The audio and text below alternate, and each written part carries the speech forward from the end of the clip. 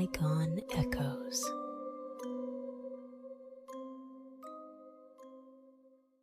Grab your broomstick, friends, as we travel back to the 1640s, where the Puritan neck ruffles were high, superstitions were sky high, and the stakes, literally life or death. Welcome to Bygone Echoes, a history podcast, and I'm your host, Courtney. Today we are stirring the cauldron of history to bring you a tale of Alice Young, the first recorded person executed for witchcraft in the American colonies almost 50 years before the Salem witch trials. But first, what is exactly considered witchcraft during these turbulent times? We'll be looking into Puritan culture, where they took the Bible and everything in it literally. To Puritans, the devil was real and a literal threat to their well-being. Witchcraft encompassed everything from casting harmful spells, known as maleficum, to owning a suspiciously savvy pet, known as a familiar, an animal guide set by the devil. It was a label applied to the misunderstood acts of healing, herbalism, and being a person who sometimes knew things they shouldn't know, like the not-so-secret secrets of your neighbors. And it also included unfortunate coincidences like illnesses, famine, or things as mundane as your cow has stopped producing milk or your butter has suddenly spoiled. So we had our witches, but we also had our cunning folk. These were the local healers, wise men and women who used herbs, charms, and their knowledge of the natural world to cure ailments and ward off bad luck. Sometimes respected, the common folk for the most part could tell the difference between them and a witch. It was sort of like witch bad, cunning folk good. But these cunning folk did reside on the edge of suspicion, and they walked a very fine line. Their helpful hands could quickly be deemed sinister when misfortune struck a person or a village. Can you imagine living in a world where your neighbor's bad mood or some unfortunate event befalling a family could lead to someone crying witch? That was Windsor, Connecticut, a city just 7 miles, or 11 kilometers, from the state capital of Hartford, Connecticut. And this is where Alice's story unfolds. A tale of mystery, paranoia, and the community's fear turned fatal. Thanks for tuning in. As we peel back the layers of history, remember, we are not just talking about old dusty books. We are connecting the dots to see how yesterday shapes our today and tomorrow. So grab your pointy hats and your black cats, and let's fly into the bewitching story of Alice Young. Before we set the scene in colonial America, it's important to grasp the world during this period. Across the oceans, monarchs reigned, innovations flourished, and cultures clashed and merged. In the 1640s, Germany was gripped by severe witch hunts, resulting in hundreds of executions during some of the most brutal purges of the era.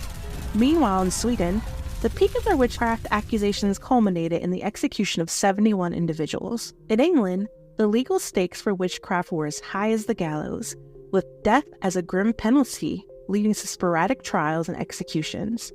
Not quite as fervently as on the continent. Cue the sinister rise of Matthew Hopkins, soon to be the notorious Witchfinder General. His crusade of witch hunts during the 1640s cranked up the fear and the suspicion to an entirely new level, fueling the dark superstitions that English colonists packed into their bags and carried across the Atlantic. These anxious settlers, primarily English Puritans, were part of a larger tide of religious and economic migrants who braved the ocean, seeking both freedom and fortune in places like Hartford, Connecticut.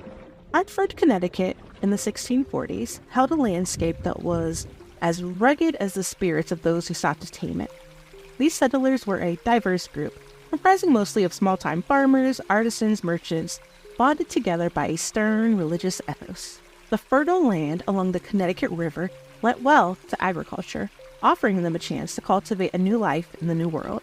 While the river itself served as a vital artery for trade and transportation, the community was made up not only of Puritans, but also included indentured servants, people who may not have had the money to emigrate to the New World. These folks pledged a few years of their lives to work for a family, and after years of toil, they would receive their freedom dues to begin their independent lives in the New World. Yet, not all were so fortunate to anticipate freedom. The darker side of this narrative witnessed the exploited labor of African slaves and Native American captives, forced into roles like domestic work, serving as guides, completing farm work, and skilled carpentry. In addition, the settlers had pets, dogs, cats, and other animals, which played their part in this fledgling society, but they were kind of valued more for their utility than their companionship. The typical dress code was simple: sporting modest clothing made from wool or linen. The daily lives of these settlers revolved around a basic diet of locally grown vegetables, grains like corn, and meats obtained from hunting or domestic animals. Meals were often enhanced with dairy and occasionally the catch of seafood from the nearby rivers. Their homes were also straightforward affairs, usually 1 or 2 room structures made from locally sourced wood, employing timber framing techniques to battle the elements, with gaps stuffed with mud and straw and other fun things to keep the cold out. Over time, as their building techniques improved and resources became more available, their homes gradually evolved from mere shelters into more substantial dwellings. But life in Hartford wasn't isolated to just the local Puritans. It was deeply influenced by interactions with neighboring communities, which included Native Americans, Dutch traders, and other English settlements. Local Native American communities, especially the Pequot and the Mohegan, played crucial roles in the political and economic landscape of Connecticut. Dominant in the fur trade and regional politics, the Pequot faced severe adversity in the mid-1630s when conflict erupted with the colonists. This brutal war completely annihilated the Pequot tribe, leaving deep scars on both the colonists and the area's native populations. Prior to this conflict, literally directly before this conflict, the Mohegans had actually separated from the Pequot and strategically allied themselves with the English, positioning themselves advantageously during the war. After this conflict, the Mohegan rose to prominence, becoming the dominant group in the region, and this shift dramatically changed the power dynamics and control of the territory, which positively impacted the European trade and enhanced the European security. The Connecticut River was also instrumental, acting as a critical trade route that connected Hartford to the broader Atlantic markets, thereby boosting its significance in these expanded trade networks. For colonists, Puritan values permeated every aspect of life, dictating not only personal behavior but also how the community worked. Government was intertwined with religious observance, with laws that mirrored the severity of biblical commandments. Because, again, these folks took the Bible literally. Satan and witches and familiars were as real as sunshine. Overall, the community's ethos was one of piety, sobriety, and an unyielding work ethic, all enforced under the watchful eyes of both the divine and earthly judges. The Fundamental Orders of Connecticut, drafted in 1639, reflected this melding of communal life and religious doctrine, one of the earliest forms of a written constitution in America. It emphasized a governance rooted in common consent and shared moral values. Gender roles were rigidly defined by Puritan beliefs. Men were the head of households and held public and religious leadership roles, responsible for the family and the community welfare. Women managed household duties, cared for children, and were key in instilling religious values, although they were excluded from any formal leadership roles. Marriage was seen as a partnership for moral and spiritual upbringing, with a clear patriarchal authority. And overall, men and women had distinct yet complementary roles essential to maintaining social and religious order. Widows and elderly women could hold a unique status. Widows could manage their own finances and property, and they gained a level of independence and respect. And elderly women, especially if widowed, might be viewed as matriarchs, respected for their wisdom and experience. However, their status heavily dependent on adhering to societal norms of piety and propriety. Those without family support faced potential hardships, relying on community assistance, which was not always readily available on this colonial homefront. Amidst these structured lives, the settlers faced unexplained adversities. Crops failed, livestock perished, and diseases spread. And this was often attributed to supernatural forces due to the prevalent belief in witchcraft. This belief was legally enforced in 1642, when Connecticut declared that witchcraft was a capital offense, which closely echoed English laws and biblical scripture that commanded Exodus 22:17, "You shall not tolerate a witch." Leviticus 20:27, "A man or a woman who has a ghost or a familiar spirit shall be put to death." Deuteronomy 18:10-11, "Let no one be found among you who consigns a son or daughter to the fire, or who is an augur, a soothsayer, a diviner, a sorcerer, one who casts spells, or one who consults ghosts or familiar spirits, or one who inquires of the dead." The goal aimed to deter what was perceived as a genuine and dangerous threat to the community's moral and physical welfare, but it would have dire consequences. The settlers were also in the middle of the Little Ice Age, a period of a few hundred years that significantly affected the climate of the Northern Hemisphere, which included North America. This period was marked by cooler temperatures that wreaked havoc on traditional farming routines. So settlers shifted to hardier crops like rye and barley, but these changes came with their own set of challenges. And these harsher winters also meant more reliance on hunting and having thick, warm clothing, often secured through trade or the aid, actually, of Native American allies. And homes also had to be fortified against the bitter cold, adding another layer of hardship to the daily struggles. And then there was a dark side to those hardy grains, especially the rye. Rye is prone to a contamination by ergot, a toxic fungus, which can lead to ergotism, which is a serious condition that leads to fun things such as hallucinations, seizures, and even gangrene. Economically, you really have to wonder if the switch from profitable other crops to potentially less lucrative barley and rye can mean a dip in trade earnings. And while culturally, adapting to new staple foods and cooking methods could also stir up tensions and stress within the community. All of these changes brewed a potent mix of fear and uncertainty. Strong religious conviction, intense social tensions, and paranoia spiked, particularly during times of hardship when no one could explain why illness struck unpredictably or why crops failed. The strict legal precedents from English law, combined with the isolation and fears tied to frontier life, and the precarious position of often marginalized women in society, created an atmosphere ripe for scapegoating. In this environment, it was all too easy for communities to pin their misfortunes on those viewed as outsiders or troublesome, paving the way for the tragic witchcraft accusations that would soon unfold. Documentation of Connecticut's witch history is very slim, so piecing together the story is challenging. In the unforgiving and rigid world of colonial Connecticut, survival was a daily challenge, and adherence to social norms was enforced with a stern hand. Alice Young, a settler in Windsor, Connecticut, found herself ensnared in a web of community fears and misunderstandings. Little is known about Alice, as most of our records of her lifetime have been lost to time or were not meticulously documented. What remains is fragmented. These little pieces of a narrative that have been pieced together by historians that give us at least a glimpse of what her life may have been like. So the facts that we have are, Alice existed. Her name is spelled in many variations like A-L-S-E or A-C-H-S-E and Alice, A-L-I-C-E.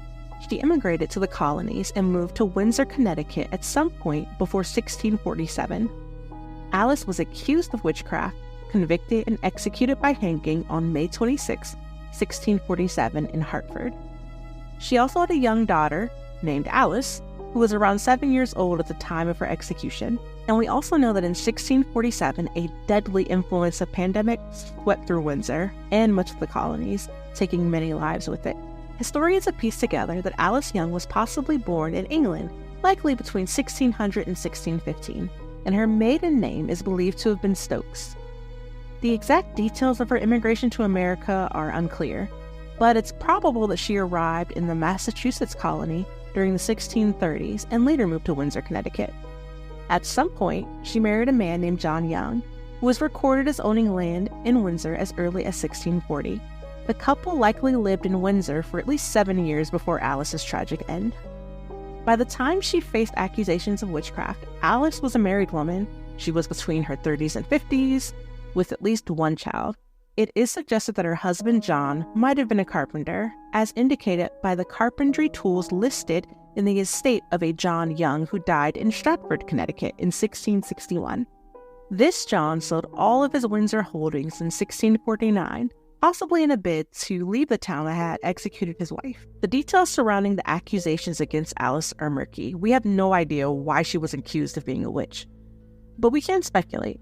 Maybe she was a healer or a cunning woman, like we mentioned at the beginning of the episode, or maybe a midwife. Those roles were often held by women, and they were also suspiciously viewed as linked to witchcraft. Or maybe she knew things she shouldn't have known, like someone's secrets, and this made her a target. Alternatively, she could have been a widow, or maybe her husband was sickly, and she stood to inherit his property in a male-dominated society, posing a threat to the established order. Some sources also hint that Alice was accused of other minor crimes, like theft, before being charged with witchcraft.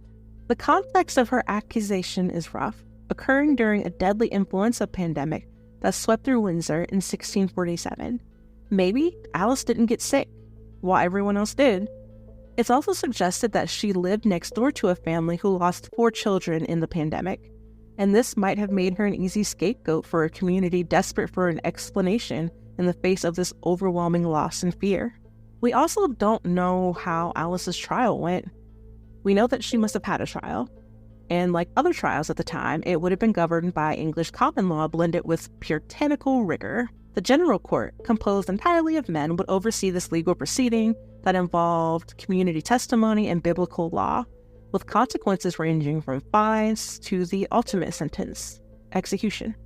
Though Samuel Stone, the minister in Hartford at the time, probably didn't participate directly in the trial, his role as a religious leader would have been significant in influencing the magistrate's decision on whether Alice was guilty or innocent. And this just leads us to wonder, did she confess freely to witchcraft, or was her confession coerced like so many others? What sort of treatment would she have been subject to while she waited for death? Did she ever think about her family back in England, or did she worry about how her husband and her young daughter, who's only 7, would go on without her? What we do know is that on May 26, 1647, Alice Young was hanged at the Meeting House Square in Hartford, the site of what is now the old State House. She holds a grim distinction of being the first documented person executed for witchcraft in the American colonies. The scant records from her trial mention only that she was one of Windsor arraigned and executed at Hartford for a witch. Matthew Grant, the Windsor town clerk, succinctly wrote in his diary, May 26, 1647, Alice Young was hanged. The uncertainty of Alice's final resting place adds a somber note to her story, with some speculating that her body was unceremoniously disposed of near the gallows. But her execution set a haunting precedent for the handling of witchcraft accusations in the colonies, leading to a series of trials and executions that would scar New England's history throughout the 17th century. One of the things that is very interesting to me about this is that there are stories of witchcraft or magic or sorcery everywhere, but for some reason in Western civilization, witchcraft turned into witch hunts and turned into so much violence and death, and it's really interesting to try to understand why. So in the uncertain and ominous world of colonial New England, mysteries like crop failures, plagues, or an untimely child's death were often attributed to malevolent forces. Without the lens of modern science, black magic and witchcraft became the convenient explanation for these calamities. Throughout history, countless individuals, particularly women, have been executed on flimsy accusations of witchcraft, many dying in dire conditions while just waiting for trial. The witchcraft trials often targeted women perceived as wielding too much power or those who deviated from the prescribed social norms. Primary drivers of these witchcraft convictions included deep-seated misogyny, intense community panic, and a blend of contributing factors. These included strong religious convictions, the social tensions that probably existed, and paranoia post the Pequot War, harsh legal precedents from English law, and the isolation and fears associated with frontier life. It was a complex mix that created a volatile environment where women, particularly those marginalized or in positions of relative power, became scapegoats for the broader societal anxieties. Historical records indicate a total of between 37 and 43 witchcraft accusations were made in Connecticut and prosecuted. And of that, 11 to 16 resulted in executions. The numbers conflict because records were not well maintained or well taken, but that's essentially what's out there. Alice's execution was the beginning of the Connecticut witch panic because after her trial and execution, there were many more accusations to come. And this lasted for a period of about 20 years. The shift was influenced, so it finally stopped or calmed down because Governor John Winthrop Jr. returned to Connecticut. He was out on leave doing something else, and he finally came back to Connecticut. And he was known for his scientific background and moderate religious views. Winthrop brought this critical and rational perspective into handling the witch trials in America. His experiences with alchemy and knowledge of natural magic also informed his skepticism toward the often baseless accusations of witchcraft. And under his guidance, the legal proceedings required much more evidence to say that someone was a witch. And it also mandated that multiple witnesses had to corroborate any act of witchcraft. he really was a game changer, and his father was very influential, so it's interesting to see that he isn't always talked about or known, but he played a really vital part in the Connecticut witch trials. Governor Winthrop's prudent approach led to a significant reduction in witchcraft accusations, although witchcraft did remain a capital crime until 1715. However, by 1670, the witch panic in Connecticut ended, and the last witchcraft trial in Connecticut was in 1697, and those charges were just completely dismissed. The trials in Connecticut predated those in Salem by nearly 50 years, and it unfortunately profoundly impacted the American legal system and the social landscape at the time, particularly shaping conceptions about women and the disenfranchised. Before we close today's episode, let's reflect on the lasting impact of Alice Young's story. After Alice's execution, her family continued to feel the reverberations of her fate. Her husband left Windsor, and he passed away in 1661. Their daughter, who I am going to call Little Alice, made her way from Connecticut to Springfield, Massachusetts, and there she met and married Simon Beaumont in 1654. The couple raised at least 12 children, in what appears to be a relatively happy and stable life until Simon's death in 1676.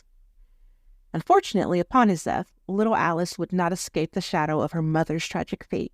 About 30 years after her mother was executed for witchcraft, Alice herself faced accusations of the same crime. Fortunately for Alice, her son, Thomas, stepped into the legal arena in 1677 to defend his mother's honor.